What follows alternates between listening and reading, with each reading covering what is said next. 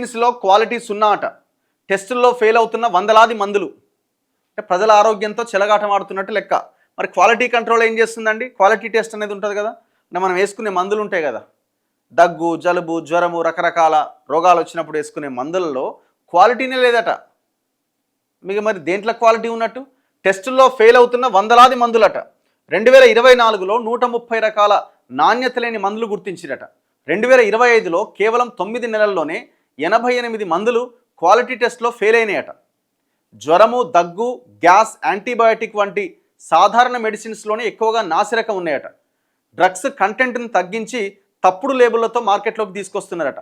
ఈ మందులతో కిడ్నీలు, లివర్ల మీద తీవ్రమైన ప్రభావం చూపిస్తున్నదట. వ్యాధి నయం కాకపోగా కొత్త రోగాలు వస్తాయట. ఏం దారుణం అసలు ఇది?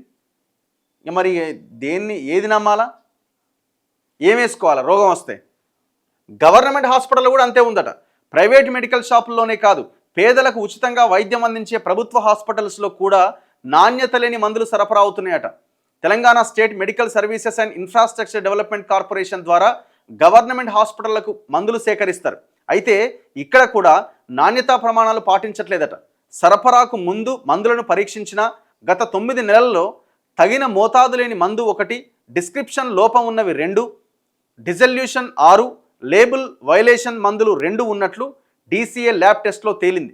తగిన మోతాదులో మందును సరఫరా చేయని అజిత్రోమైసిన్ ఓరల్ సస్పెన్షన్ తయారు చేసిన ఫార్మా కంపెనీని బ్లాక్ లిస్ట్లో పెట్టినట్లు కార్పొరేషన్ అధికారులు చెబుతున్నారు. అజిత్రోమైసిన్ ఎక్కువ దగ్గు ఉన్నప్పుడు యాంటీబయాటిక్ మెడిసిన్, అది అజిత్రోమైసిన్ వాడుతుంటారు. సో అట్లాంటి అజిత్రోమైసిన్ మెడిసిన్ ఒకటి గవర్నమెంట్ హాస్పిటల్లో కూడా ఫేక్, అంటే మెడిసిన్ తక్కువగా ఉన్నది దొరికిందట.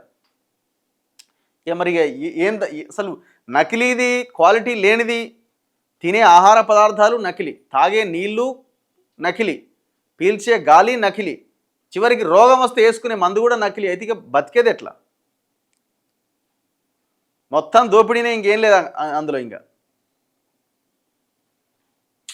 చాలా ఘోరం అసలు. 2022లో కేవలం 15గా ఉన్న నాణ్యత లేని మందుల సంఖ్య 2024కి వచ్చేసరికి 130కి పెరిగిందట.